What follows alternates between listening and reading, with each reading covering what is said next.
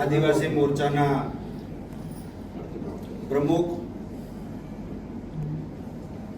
ભાઈ શ્રી રાજેશભાઈ પારગી, નર્મદા જિલ્લા કોંગ્રેસ સમિતિના પ્રમુખ ભાઈ શ્રી રણજીતસિંહ તડવી, આપણા સૌના વડીલ પૂર્વ ધારાસભ્ય મુરબ્બી શ્રી પીડી વસાવાજી, રાજ્યના આદિજાતિ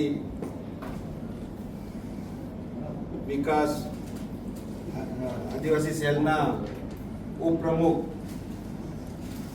મુરબ્બી શ્રી ચંદ્રકાંતભાઈ તડવી, તાલુકા કોંગ્રેસ સમિતિના પ્રમુખ ભાઈ શ્રી શૈલેષભાઈ, નર્મદા જિલ્લાના સૌ ઉપસ્થિત તાલુકા કોંગ્રેસ સમિતિના પ્રમુખશ્રીઓ, આગેવાનો, તાલુકા જિલ્લા પંચાયતના ચૂંટાયેલા અને ચૂંટણી લડેલા સૌ ઉમેદવારો, ભાઈઓ, બહેનો, વડીલો અને યુવાન મિત્રો, રાજેશભાઈએ અને પીડી વસાવાજીએ ખૂબ વિસ્તારથી આ મીટિંગ અંગેની ભૂમિકા આપણને સમજાવી દીધી છે, જેથી એના પુનરાવર્તનના હું પડવા માંગતો નથી. પરંતુ જે દિશાની અંદર અત્યારે આપણો જે આ વિસ્તાર છે, કે જે વિસ્તારની અંદર આદિવાસી બહુમતી ધરાવતો આ વિસ્તાર આદિવાસીઓના જળ, જંગલ અને જમીન ની સૌ કોઈ વાતો કરે છે, પરંતુ આ છેલ્લા 30 વર્ષના ભારતીય જનતા પાર્ટીના શાસનની અંદર આ વિસ્તારની અંદર જળ, જંગલ અને જમીન છીનવવાનું કામ જો કરેલું હોય તો આ ભારતીય જનતા પાર્ટીની સરકારે કરેલું છે. આ વિસ્તારની અંદરથી છેલ્લા ઘણા વર્ષોથી બિન કોંગ્રેસી પ્રતિનિધિઓ ચૂંટાઈને જાય છે. એ ભાજપના હોય, જનતા દળ યુનાઇટેડના હોય, બીટીપીના હોય કે અત્યારે આમ આદમી પાર્ટીના હોય, આ તમામે માત્ર આદિવાસીઓનો ઉપયોગ મત માટે કરેલો છે. એ સનાતન સત્ય વાત આપણે સૌએ સ્વીકારવી પડે, અને જો આ વાત આપણે સ્વીકારીશું નહીં અને કોંગ્રેસના કાર્યકર્તા તરીકે આપણે આપણી જવાબદારીમાંથી છટકી જવાનો પ્રયત્ન કરીશું તો આવનારી પેઢી આપણને માફ નથી કરવાની. માત્ર કોંગ્રેસ એક એવી પાર્ટી છે કે જેના હૈયાની અંદર સામાન્ય માણસનું, ગરીબોનું, આદિવાસીઓનું હિત સમાયેલું છે. અને એટલા જ માટે રાષ્ટ્રીય કક્ષાએ પણ આદિવાસીઓના માટે અવાજ ઉઠાવવાનું કામ એક રાષ્ટ્રીય નેતા તરીકે રાહુલ ગાંધી કરવા માટે પીછેહટ નથી કરતા. અને સમગ્ર ગુજરાતની અંદર જ નહીં પણ દેશના આદિવાસીઓના માટે એ રસ્તા ઉપર ઉતરીને પણ ઝઝૂમવાનો પ્રયત્ન કરે છે. પરંતુ મને શરમ આપણા લોકો ઉપર આવે છે, આપણા વિસ્તાર ઉપર આવે છે કે જે લોકો માત્ર આદિવાસીઓની ભ્રામક વાતો ફેલાવીને, ભ્રામક પ્રચાર કરીને મતો મેળવવાનું કામ કરે છે, એવા લોકો આ વિસ્તારમાંથી ચૂંટાઈને જાય છે. એ આપણી નબળાઈ છે. અને એટલા જ માટે જે લોકો ડીજેના તાલે આ આદિવાસી સમાજનું જન સમર્થન મેળવવાનો પ્રયત્ન કરે છે, એવા લોકોને પણ તમારે ઓળખવાની જરૂર છે. આદિવાસી સમાજ એ પ્રકૃતિની સાથે જોડાયેલો સમાજ છે અને પ્રકૃતિનું રક્ષણ કરવાનું કામ એ આપણા સૌનું છે. પ્રકૃતિ પૂજક છે આદિવાસી સમાજ. પરંતુ માત્ર નાટકો કરી અને જ્યારે પણ સમાજના નામે મતો મેળવવા માટે લોકોને ગેરમાર્ગે દોરવાનું કામ ભારતના વડાપ્રધાન જેવા ઉચ્ચ પદ ઉપર બિરાજમાન નરેન્દ્ર મોદી કરે, ત્યારે આ કોઈ નાની સૂની વાત નથી. આવનારા દિવસોમાં આ સમાજ ઉપર ખૂબ મોટો ખતરો છે. એક તરફ બિરસા મુંડાજીની 150મી જન્મ જયંતિની ઉજવણી થતી હોય અને એ ઉજવણી પ્રસંગે દેશના વડાપ્રધાન ડેડિયાપાડાની અંદર આવે, એને આવકારી આપણે દેવમોગરા માતાજીના દર્શન કરે.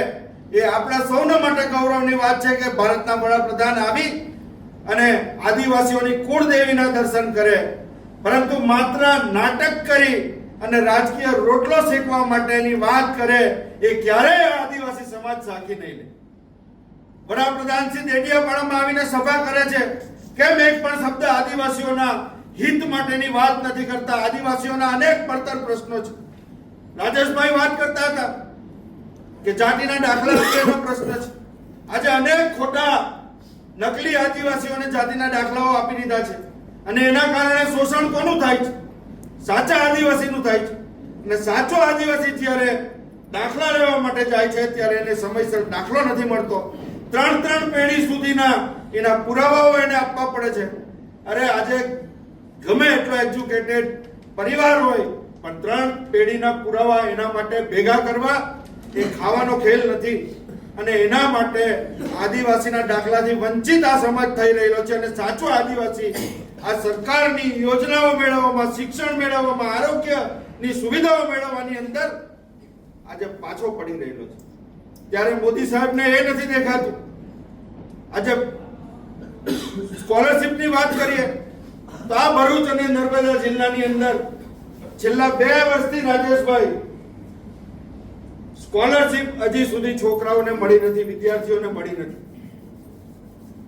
પરમ દિવસે જ મેં આદિવાસી વિકાસ કમિશનર શ્રીને આ બાબતની વાત કરી, રજૂઆત કરી અને એમણે પણ કબૂલ્યું કે ગુજરાતના તમામ લોકોની બાકી નથી પણ અમુક જગ્યાએ બાકી છે, પણ ભરૂચ અને નર્મદા જિલ્લાની જે બાકી છે એ બાબતે હું ત્વરિત પગલાં ભરીશ.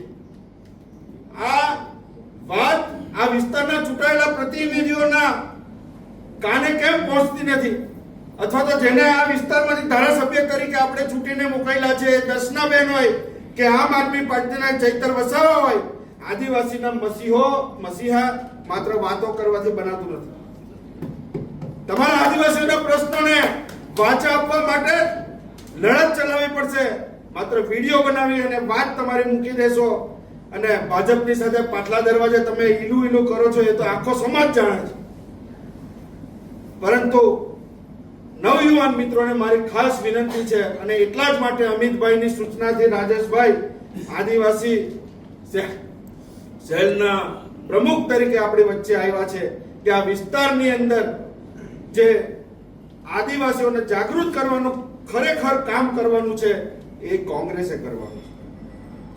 અને હું આપ સૌને ચેતવવા માંગુ છું, આદિવાસી તરીકેનું ગૌરવ આપ સૌને હોય, પોતપોતાના સમાજનું ગૌરવ તમામને હોય છે અને એવું હોવું પણ જોઈએ. નેત્રંગની અંદર પણ આદિવાસી સમાજની 150મી જન્મ જયંતિ નિમિત્તે બિરસા મુંડાજીની ભવ્ય સભાનું આયોજન થયું. એમાં કોંગ્રેસના ધારાસભ્ય આનંદ પટેલ પણ હાજર હતા. એ આખું આયોજન આપણા લોકસભાના પૂર્વ ઉમેદવાર ભાઈ શ્રી શેરખાને કર્યું. ચૈતરભાઈ પણ એમાં સામેલ હતા, કારણ કે આ સમાજનો કાર્યક્રમ હતો. અને એટલા માટે આપણે સૌએ ગૌરવ લેવા જેવું છે કે ભાઈ પીએમની કરતા ત્યાંની સંખ્યા આદિવાસી સમાજના નામે વધારે હતી, એનો આપણને સૌને આનંદ પણ છે. પરંતુ કેટલાક લોકો અને આમ આદમી પાર્ટીની સભા હતી, આ રીતે જે સોશિયલ મીડિયા ઉપર પ્રચાર કરી અને આદિવાસી સમાજનું હિત કરવાનો પ્રયત્ન કરી રહેલા છે, એવા લોકોને હું ચેતવણી આપવા માંગુ છું કે તમારી શાનમાં રહેજો. જો આ આદિવાસી સમાજ ઉશ્કેરાશે તો 1 મિનિટની અંદર જમીન ઉપર લાવતા પણ એ પીછેહટ નથી કરવાનું. આ એ સમાજ છે. ડેડિયાપાડામાં અનેક ધારાસભ્યો ચૂંટાઈને આવીને ચાલ્યા ગયા છે. છોટુભાઈની લોકપ્રિયતા જેવી તેવી નહોતી, પણ આ જ વિસ્તારના લોકોએ આજે છોટુભાઈને પણ નકારી કાઢ્યા છે અને છોટુભાઈને પણ આજે એમનું સ્થાન બતાવી દીધું છે. જો તમે સમાજના નામે મતો મેળવીને સમાજના યુવાનોને માત્ર ભરમાવાનું કામ કરશો અને સમાજનું સાચું કામ સાચી દિશામાં નહીં કરશો, માત્ર રાજકીય રોટલા શેકવાનું કામ કરશો, તો આદિવાસી સમાજના નવયુવાનો તમને પણ નહીં છોડે. અને તમે જે ગાડી ઉપર સવાર થઈને આદિવાસીઓની વાત કરો છો, એ આમ આદમી પાર્ટી એ આદિવાસી વિરોધી પાર્ટી છે. એવું આપણે એમની તમામ પોલિસીઓ જે છે એની અંદર ઝાંખીને જોઈશું તો આપણને ખ્યાલ આવશે. અરવિંદ કેજરીવાલ નું મૂળ જે છે એ મૂળ અન્ના હજારેના આંદોલનમાંથી ઊભું થયેલું છે. અને અન્ના હજારે કોણ છે? અન્ના હજારેની જે આંદોલન હતું એ આંદોલનની પાછળ કોણ છે એ પણ આદિવાસી સમાજે સમજવાની જરૂર છે. અને એમાંથી આ નીકળેલી આ પાર્ટી છે, એ પાર્ટી ભારતીય જનતા પાર્ટી અને આમ આદમી પાર્ટી સિક્કાની એ બાજુ છે.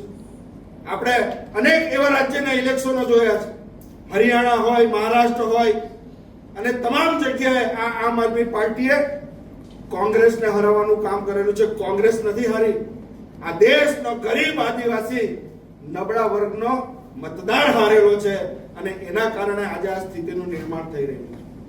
માત્ર ભાજપને ગાળો દેવાથી આદિવાસીઓનું ભલું નથી થવાનું. અને આમ આદમી પાર્ટી એમ માનતી હોય કે આ વિસ્તારની અંદર જે પ્રમાણે 2022 ની અંદર ખોટી લોભામણી વાતો કરીને, ખોટી જાહેરાતો કરીને, કાળો બનાવીને આદિવાસીઓને છેતરવાનું કામ કરી અને કોંગ્રેસના મતોની અંદર વિભાજન પડાવી અને આ ભારતીય જનતા પાર્ટીને આજે 165 સીટ ઉપર પહોંચાડી દીધી છે. એની પાછળ જો કોઈનો શ્રેય હોય તો એ આમ આદમી પાર્ટીનો છે. આ આમ આદમી પાર્ટીના કારણે શક્ય બન્યું છે. ત્યારે જો આદિવાસી સમાજ આજે પણ જાગૃત નહીં થાય અને આદિવાસી સમાજ જાગૃત થશે તે પહેલા કોંગ્રેસનો કાર્યકર આદિવાસી તરીકે જાગૃત નહીં થાય તો આવનારી પેઢીનું ખૂબ મોટું અહિત તમે કરી રહેલા છો. એ વાત આપણે ગામડે ગામડે જઈને કરવાની છે. અને એના જ કારણે આ આક્રોશ સભાનું આયોજન કરી અને આ વિસ્તારના જે મુદ્દાઓ છે એ મુદ્દાઓ લોકોના ઘર ઘર સુધી પહોંચાડવાના છે. ઇકો સેન્સિટિવ ઝોનનો મુદ્દો એ કોઈ નાનો સૂનો મુદ્દો થોડો છે. આજે ઇકો સેન્સિટિવ ઝોનના નામે આ વિસ્તારની અંદર લોકોને અનેક સમસ્યાઓને કનડગત સરકારી તંત્રથી થઈ રહેલી છે. ભલે હાલ પૂરતું એમણે કંઈક માંડવાર કરવાની વાતો માત્ર કરી છે, પણ ઓન પેપર આજે પણ ઇકો સેન્સિટિવ ઝોન એ ચાલુ છે. આવનારા દિવસોની અંદર ગમે ત્યારે એ લાગુ કરશે અને આ લોકોને એનાથી કનડગત ઊભી થવાની છે. આદિવાસી સમાજ એ વિકાસનો વિરોધી નથી. વિકાસ આપણા સૌને જોઈએ છે, પરંતુ અહીંયા જે કેવડિયાનો જે વિકાસ છે એ વિકાસને આપણે આવકારીએ છીએ, પરંતુ આ કેવડિયાના વિકાસથી સ્થાનિક આદિવાસીની શું સ્થિતિ સુધરી છે એ બાબતનું મૂલ્યાંકન કરવાની જવાબદારી પણ આપણા સૌની છે. અને ત્યારે આ વિસ્તારના ધારાસભ્ય હોય, આ વિસ્તારના ચૂંટાયેલા પ્રતિનિધિઓ હોય, આ જિલ્લાના જે ધારાસભ્યો હોય, એ સૌને પણ તમે સત્તા ઉપર આજે બિરાજમાન છો ત્યારે આદિવાસીઓના આ તમામ પ્રશ્નોને લઈને તમે લડત કરો. માત્ર ભ્રામક વાતો કરી અને આદિવાસીઓને છેતરવાનું બંધ કરો. એ સ્પષ્ટ સંદેશા સાથે આવનારી તાલુકા અને જિલ્લા પંચાયતની ચૂંટણીની અંદર ભલે રાજકીય રીતે અત્યારે જે સ્થિતિ કોંગ્રેસની ઊભી થઈ છે એ સ્થિતિ આપણી નબળાઈઓને કારણે ઊભી થઈ છે. કોંગ્રેસ નબળી નથી. આ વિસ્તારની અંદર આજે પણ કોંગ્રેસનો કાર્યકર ગામે ગામ જોવા મળે છે. આપણી અંદરની જે હુસાતુસી છે, આપણી એકબીજા કાર્યકરોને, એકબીજા આગેવાનોને નીચા પાડવાની જે પ્રવૃત્તિ છે, એના કારણે કોંગ્રેસ નબળી પડતી જાય છે. નાની મોટી ભૂલો સૌની થતી હોય છે. સંગઠન ચલાવવાનું કામ એ કપરું છે. અને આમ છતાં જે સંગઠન ચલાવે છે એને જે કંઈક નાની મોટી ભૂલો થતી હોય એ ધ્યાને આવે તો એને સુધારીને આગળ વધી અને સૌને સાથે રાખીને કોંગ્રેસને મજબૂત કરીશું તો આ વિસ્તારની અંદર આદિવાસી બચશે. એ જ વાત સાથે જે કંઈ આયોજન થાય, જિલ્લા કોંગ્રેસના પ્રમુખ શ્રી આપણને માર્ગદર્શન આપે કઈ જગ્યાએ કરવું છે, પણ એવું સંમેલન થાય કે એક મેસેજ સમગ્ર પૂર્વ પટ્ટી ઉપર જાય કે આમ આદમી પાર્ટીનો જે ગળ કરીને જે આદિવાસીઓના નામે લોકોને ભ્રમિત કરી રહેલા એવા લોકોના પગ તરફથી ધરતી સરકી જાય.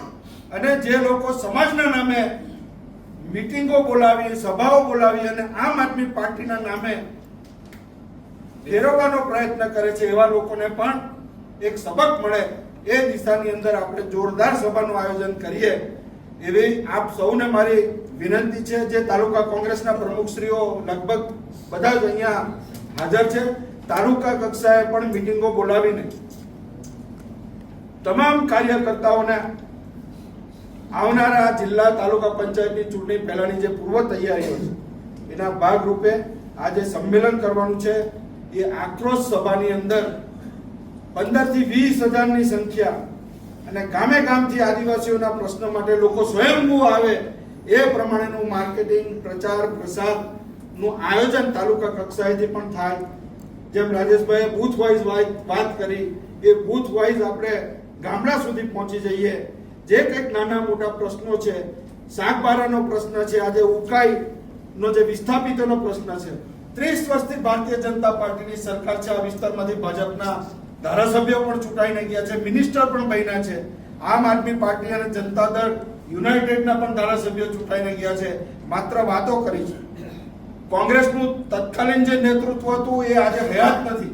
આજે જે કઈ ઉકાઈના પ્રશ્નો છે, આજના સંજોગોને આધીન એ પ્રશ્નો પણ ઉકેલવાની આપણા સૌની જવાબદારી છે. અને એની પણ આપણે ખાતરી આપીએ છીએ કોંગ્રેસના આગેવાન તરીકે, કાર્યકર તરીકે કે આવનારા દિવસોમાં એ પ્રશ્નો હલ કરવા માટે પણ આપણે સૌ આપણાથી શક્ય હોય એટલા પ્રયત્નો કરીશું. અને એ મિત્રોને પણ સુરેશભાઈ ખાતરી આપો તમે કે કોંગ્રેસ જ તમારો ઉકેલ લાવી શકશે. બીજી કોઈ પાર્ટીની સરકારને આની અંદર રસ નથી. ત્યારે વિશેષ વાત ન કરતા આ આયોજન માટે આપણે સૌ કામે લાગીએ. આપ સૌએ મને શાંતિથી સાંભળ્યો એ બદલ આપ સૌનો હૃદયપૂર્વકનો આભાર માનીને વિરમું છું. જય હિન્દ, જય ભારત, જય આદિવાસી.